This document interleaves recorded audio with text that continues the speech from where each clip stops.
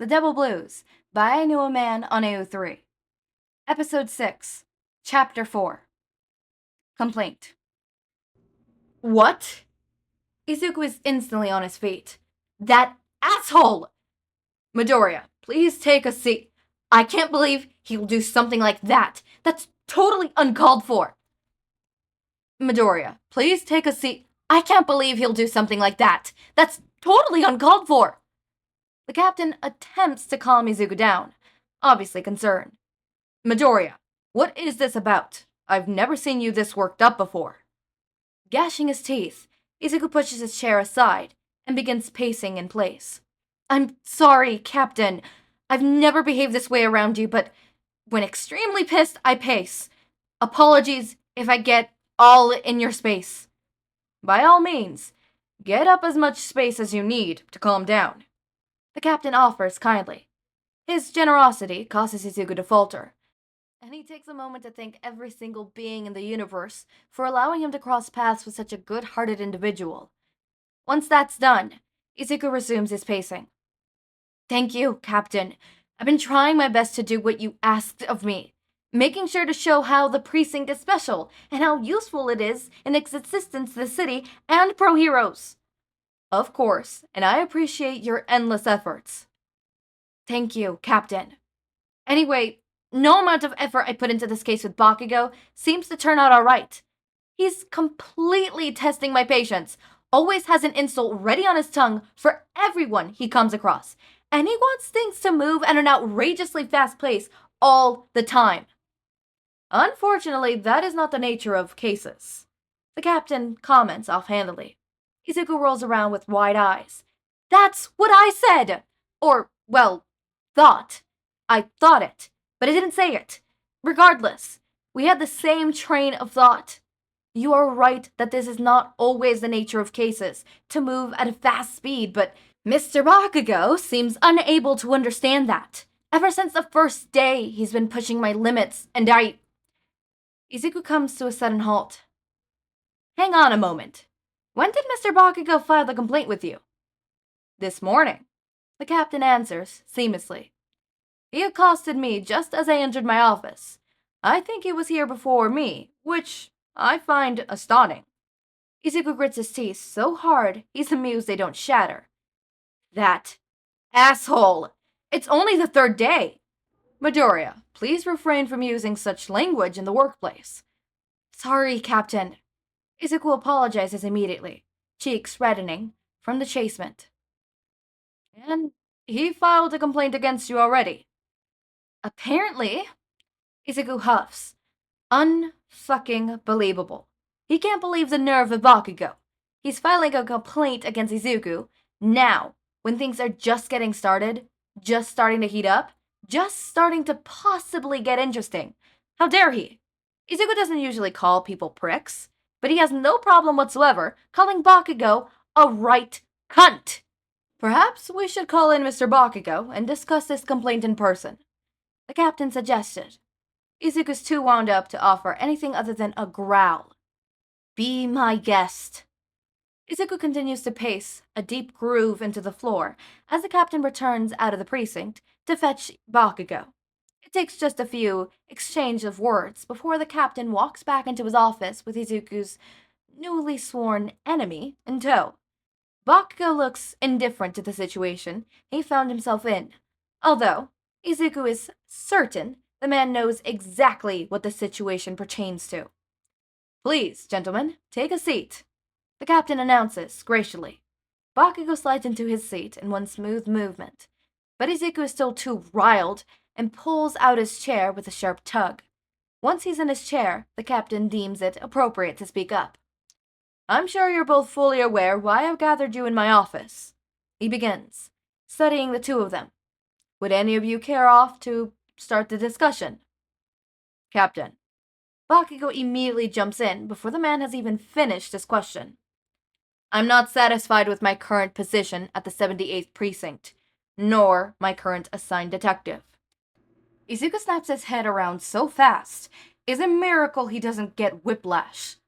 Excuse you? You heard me. Bakugo grunts, not even sparing Izuku a glance. Nothing has happened in the past days during my employment here. You're not employed here. Izuku cuts in. And this inactivity is doing little to change my opinion on the importance of the police in this city. Izuku stares wide-eyed at the captain. Sir, clearly that's an insult to your precinct. Aren't you gonna hammer him? Each individual has the right to their own opinion, Midoriya. The captain replies calmly. And although I disagree with Mr. Bakugo here, I'm not one to force my beliefs onto another. Bakugo inclines his head at the declaration. Thank you, Captain. I just wanted to make it clear that I find no issue with yourself or your work, but rather the position I've been put in. With Detective Midoriya, the man says. With Detective Midoriya. Bakugo confirms. Izuku is agape with disbelief at this point. He genuinely cannot believe how bluntly rude this man is. No offense, sir, but I thought there would be more legwork involved. And traveling all over the city yesterday wasn't legwork enough for you? Izuku snaps, pulling himself from his state of shock. We rode a police car. Who rides a car in the city? Bakugo rebuts pointedly. It allows us to navigate through the streets without expending our own energy. And in the case of a police chase, the sirens and lights allow us to pass through traffic without being hammered or slowed down. It's a very well thought out and logical move. Izuku backfires, just as pointedly. Or we could just run after them like normal people. We don't know if we're able to match our culprit's speed. I can. Bakugo states, in an assured manner. You got a pro hero at your hands and you're not even enlisting me or any of my skills. You don't think that's fucking dumb? You're not even a certified pro hero yet. Izuku blurts out, heatedly. It seems to strike a chord with Bakugo, because he instantly emanates a sense of fury. I will be soon. Not if you fail. The blonde's eyes narrow at Izuku. You wouldn't. Izuku's eyes narrowed right back at him. I would. He wouldn't. The captain cut in suddenly. Izuku's head snaps right around. He'd been so caught up in his verbal showdown with Bakugo that he'd completely forgotten the other man was there. The captain gestures at them in a placating manner. Now settle down, boys. I'd like to say we can go about this problem like civilized adults, but I can tell that that won't be the case.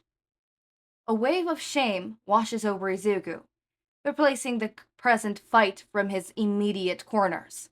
The captain's words aren't exactly a reprimand, but to Izuku, they feel like it. It's akin to how his mother would look at him whenever he was caught red-handed doing something he wasn't supposed to. Never anger, never hostility, but always disappointment. And that sight hurt little Izuku more than anything. I had hoped that by joining together, the two of you would draw away valuable lessons from this operation.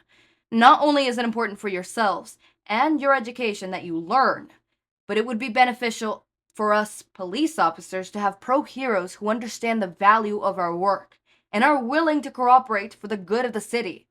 After all, that's what we thrive towards, isn't it? A safer city for the citizens? If Izuku hadn't felt properly chased before, he's certainly feeling it now. He's too chicken to take a gander at Bakugo, but with the way the man acts on his best behavior around the captain, Izuku is certain that they're sharing this humiliation. The captain heaves a sigh. Perhaps it's best if I reassign Mr. Bakugo to another detective. No! The sudden shout startles everyone in the room, Izuku included. He can't believe the inedible intensity just came out of him. But fuck it. It seems like he's not done. Sir, please don't do it. This is a matter of pride here. I will teach Mr. Bakugo about the importance of police work, even if it kills me. I swear it to you. The captain looks as if he wants to agree, but there's reluctance behind his eyes. Captain, please. I promise I'll handle this battle. I promise. His voice is like steel, unmarable and unbreakable. Izuku stares the man down with his unwavering gaze. Head is held high as he waits for his judgment. Even Bakugo stood behind him has fallen silent. There's not a prep talk from either of the occupants in the room for the longest time, until eventually the captain gives a sigh, solidly nods. Very well. You're clearly very passionate about this project, so I will let this go on for now. However, he adds, holding both Izuku and Bakugo's attention, with that one utterance. If I hear there is more trouble from you too, I will have to reassign you. No arguments. No arguments, Izuku repeats, around to swallow. There is no light warning, and he's going to take it to heart. Thank you, Captain. Thank you, Captain. Bakugo echoes, lowering his head. With those final words, both men quietly turn around and head for the door. It's shut, thankfully, just as it always is, which means the commotion that just took place in the captain's office was not overheard by the rest of the precinct. If Izuku's fellow detectives have heard the raging argument between him and Bakugo, he doesn't think he'll ever live it down. His co-workers wouldn't discipline him for his behavior, not over something so trivial as vocal arguments. But Izuku would punish himself the hardest. He's a hard-working and efficient detective of the 78th Precinct, and he should do better to remember it at all times. Even when dealing with relentlessly annoying pain-in-the-asses pro-heroes. Stating no names. Turning the door handle, Izuku swings it open and allows Bakugo to leave the office first, before following, his sense of shame trailing after. Alright, it ended up being a little bit over 10 minutes, but I'm glad I put it over here because I think that other one was 15-20 minutes. So at the very much, it would have been 25 to 30 minutes. I think I'm probably going to start cutting down the chapters like that. Maybe not in half, but like, I think I'm going to start doing it either in half or a little bit more than half, so one chapter ends up being a little shorter than the next, and stuff like that. Just because it's a bit harder for me to record longer videos nowadays because I do 3 videos a day and I'm trying to keep up with my schedule and stuff like that. Maybe back in the day when I would do 1 video every day, I was able to do longer things. So yeah, that's the only thing about having more uploads is shorter times for you guys. I hope you guys can understand. This is mainly just for me to not burn out and stuff like that, because I would hate for that to happen. I don't want to burn out, so that's what I'm doing. Sorry, I got distracted. Somebody texted me. Hehe. Once again. Oh my god, exactly. Sorry. Again, the person I'm texting. But, this is really interesting. Clearly, Bakugo filed a complaint because, you know, things aren't moving fast enough, which is like, dude, really? Really? You're gonna show that you're that impatient? He is an utteral asshole. That's all I'm gonna say. He's an asshole. He's a fucking asshole. Top tier fucking asshole. Oh my god, he's so annoying. He is so annoying. We're also, next chapter is called Stakeout. Next chapter is chapter 5, which we're reeling in the middle. We're reeling in the middle, and there seems to be absolutely no romance whatsoever.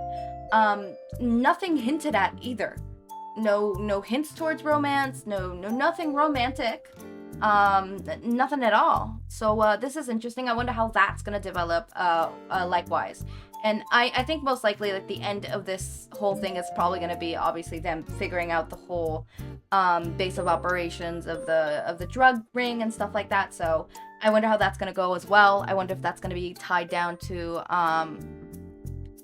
overhaul and all that stuff, or if that's just not gonna be the case. Like, I wonder how that's gonna go, you know? As always, my raindrops, make sure to eat, sleep, drink water, take your meds. Have a wonderful day or night. Link to my Discord server and socials are down in the description. Subscribe to see more of my content, and thank you so much for watching.